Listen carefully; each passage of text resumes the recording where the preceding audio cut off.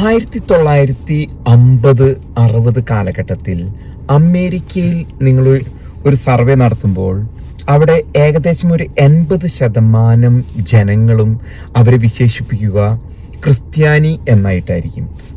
അതുമല്ലെങ്കിൽ മതപരമായിട്ട് പള്ളിയിൽ പോകുന്നവർ.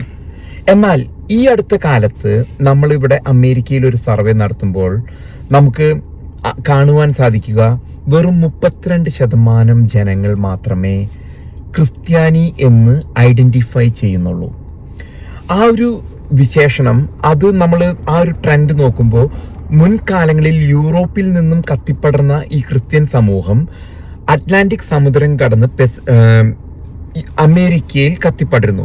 എന്നാൽ അമേരിക്കയിൽ എത്തുമ്പോൾ അത് കൂടുതലുമായിട്ട് ഇവാഞ്ചലിക്കൽ സഭകളാണ്, ഇവാഞ്ചലിക്കൽ പെന്റക്കോസ്റ്റൽ പ്രൊട്ടസ്റ്റന്റ് സഭകളാണ് കൂടുതലായിട്ടും അമേരിക്കൻ ഐക്യനാടുകളിൽ വളരുന്നത്. യൂറോപ്പിൽ അത് കത്തോലിക്ക സമൂഹമായിരുന്നു. ഇന്നാളുകളിൽ നമ്മൾക്ക് കാണാൻ സാധിക്കുക ഈ ഒരു ക്രിസ്ത്യൻ സമൂഹം പസഫിക് സമുദ്രം, അമേരിക്കയുടെ പടിഞ്ഞാറ് ഭാഗം കടന്ന് പസഫിക് സമുദ്രം കടന്ന് ഏഷ്യൻ നാടുകളിലേക്ക് ഈ മതം പോയിക്കൊണ്ടിരിക്കുന്നു. അതായത് ക്രിസ്തീയ സമൂഹം ഇന്ന് വളരുന്നത് കൂടുതലുമായിട്ട് ഏഷ്യയിലാണ്.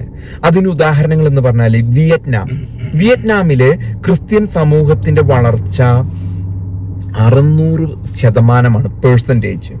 അതുപോലെ തന്നെ അവിടെ അടുത്തുള്ള മലേഷ്യ ഒരു ഉദാഹരണം, ഇന്തോനേഷ്യ, ലോകത്തിലെ ഏറ്റവും വലിയ മുസ്ലിം രാജ്യമാണ് ഇന്തോനേഷ്യ.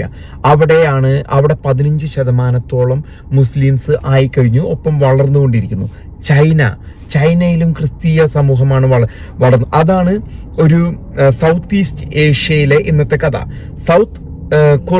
കൊറിയൻ ഉപഭൂഖണ്ഡത്തിൽ സൗത്ത് കൊറിയ, അത് വളരെ ഡെവലപ്ഡ് ആയിട്ടുള്ള അമേരിക്കയുടെ ഒരു ഇലയാണ്.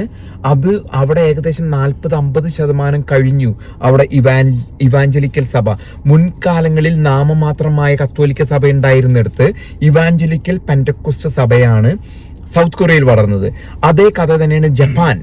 അപ്പൊ ഈ സൗത്ത് ഈസ്റ്റ് ജപ്പാനിലും ക്രിസ്തീയ സഭകൾ വളരെയധികം വളർന്നുകൊണ്ടിരിക്കുന്നു. അപ്പൊ സൗത്ത് ഈസ്റ്റ് ഏഷ്യയിലെ കഥയാണ് ഇപ്പൊ ഞാൻ സൂചിപ്പിച്ചത്. സിംഗപ്പൂര്, ഫിലിപ്പീൻസ് ഓൾറെഡി ഒരു കത്തോലിക്ക ഇതായിരുന്നു. എന്നാൽ ഈ കാലഘട്ടങ്ങളിൽ നമുക്ക് അറിയാൻ സാധിക്കുക ഫിലിപ്പീൻസ് ഇവാഞ്ചലിക്കൽ സഭകളാണ് അവിടെ വളർന്നുകൊണ്ടിരിക്കുന്നത്. അപ്പോൾ ആ ഒരു സൗത്ത് ഈസ്റ്റ് ഏഷ്യ കഴിഞ്ഞ് പിന്നീട് സൗത്ത് ഏഷ്യയിൽ വരുമ്പോൾ നമുക്ക് ബംഗ്ലാദേശ്, ഇന്ത്യയിൽ വളരെയധികം പീഡനങ്ങൾ ഏൽക്കുമ്പോൾ, ഭൂരിപക്ഷ സമുദായത്തിൽ നിന്നും പീഡനങ്ങൾ ഏൽക്കുമ്പോൾ തന്നെ പഞ്ചാബ് പോലെയുള്ള സംസ്ഥാനങ്ങൾ ഇതിനൊക്കെ വളരെ വലിയ ഉദാഹരണങ്ങളാണ്. പഞ്ചാബില് തലപ്പാവുള്ള സർദാർജിമാരാണ് ഇന്ന് ക്രിസ്തീയ സമൂഹം മുന്നോട്ട് കൊണ്ടുപോകുന്നത്. അവിടെ മുമ്പ് ഗുരുദ്വാരകൾ പോലും ക്രിസ്തീയ ചർച്ചുകളായി മാറുന്നു. അതുപോലെ തന്നെ തെക്കേ ഇന്ത്യയിൽ ആന്ധ്രാപ്രദേശ്, തമിഴ്നാട്, പിന്നെ കേരളം ഇപ്പൊ കേരളത്തിൽ കത്തോലിക്ക സഭ കുറഞ്ഞു വരുന്നു. എന്നാൽ ഇവാഞ്ചലിക്കൽ പ്രൊട്ടസ്റ്റന്റ് പെന്റക്കോസ്റ്റൽ സഭ മുന്നോട്ട് പോകുന്ന ഇതാണ്. അപ്പൊ നമ്മളൊരു പെർസെന്റേജ് ഇപ്പൊ എടുക്കുമ്പോൾ അമേരിക്കയിലും യൂറോപ്പിലും ക്രിസ്തീയ വിശ്വാസികൾ കുറയുന്നു. അവർ കൂടുതലുമായിട്ട് എത്തിയസ്റ്റ് ആണ്, അവിശ്വാസികളാണ്. അവര് അവരുടെ ശാസ്ത്ര സാങ്കേതിക വളർച്ചയാണെന്നാണ് പറയപ്പെടുന്നത്. അവിടെ മതം ഉപേക്ഷിക്കുന്നു ജനങ്ങള്. അവർ എത്തിയസ്റ്റ് ആകുമ്പോൾ ഇപ്പുറത്ത് പസഫിക് സമുദ്രം കടന്ന് ഇപ്പുറം ഈ രാജ്യങ്ങളിലെല്ലാം ക്രിസ്തീയ സഭ വളർന്നു. പ്രത്യേകിച്ച് ഏഷ്യ, ഇപ്പൊ അമേരിക്കയുടെ പോലും പോളിസി എന്ന് പറഞ്ഞാല് ഇൻഡോ പസഫിക് റീജിയനിലാണ് അമേരിക്ക അതിന്റെ വ്യാപാരവും വ്യവസായവും ഫോക്കസ്ഡാണ്. അതുകൊണ്ടാണ് തായ്വാൻ പോലെയുള്ള രാഷ്ട്രീയ ജിയോ പൊളിറ്റിക്കൽ ഇഷ്യൂസ് ഒക്കെ പൊന്തി വരുന്നത്. അതുപോലെ തന്നെ ബംഗ്ലാദേശിൽ ഇപ്പോൾ ഈ അടുത്ത് കണ്ട മാറ്റങ്ങൾ, നേപ്പാൾ അതിനൊരു ഉദാഹരണമാണ്, ശ്രീലങ്ക. അതും കഴിഞ്ഞ് ഏഷ്യയിലെ നമ്മൾ സെൻട്രൽ ഏഷ്യയിലേക്ക് വരുമ്പോൾ നമുക്ക് കാണാൻ സാധിക്കുക ഈ മധ്യപൂർവ്വ മിഡിൽ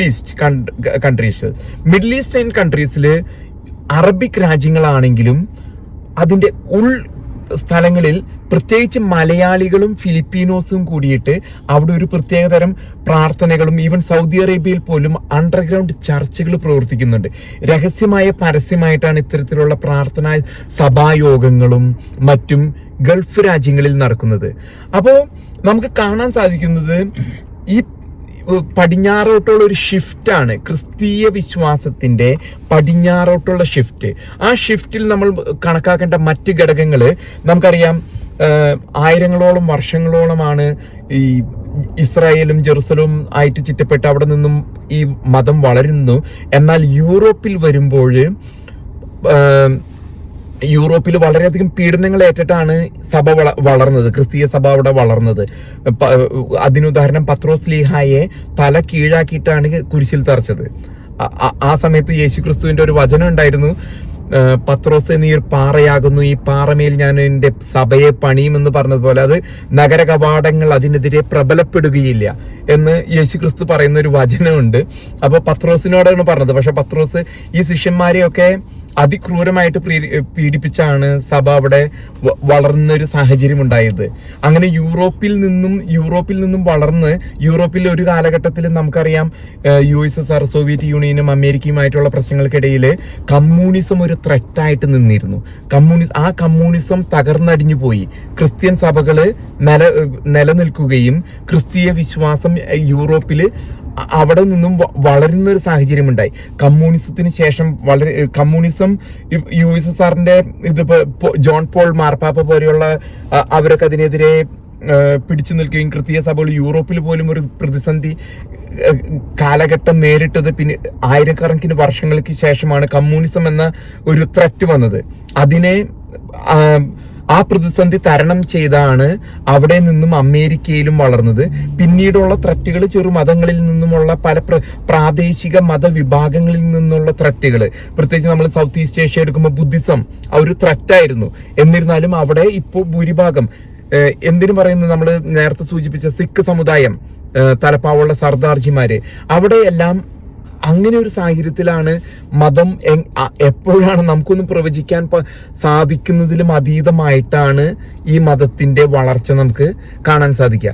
അപ്പോൾ ഞാൻ ഈ വീഡിയോയിൽ പ്രതിപാദിക്കുന്ന വിഷയം പസഫിക് സമുദ്രം കടന്നു വരുന്ന ആ ഒരു കാറ്റ് എങ്ങോട്ട് വീശുന്നു എന്നുള്ളതാണ് നമുക്ക് കാണാൻ സാധിക്കുക. എങ്ങനെയാണ് ക്രിസ്തീയ സമൂഹം വളർന്നു വരുന്നത് എന്ന് ആണ് ഞാൻ ഈ വീഡിയോയിലൂടെ സൂചിപ്പിക്കാൻ ഉദ്ദേശിക്കുന്ന വിഷയം.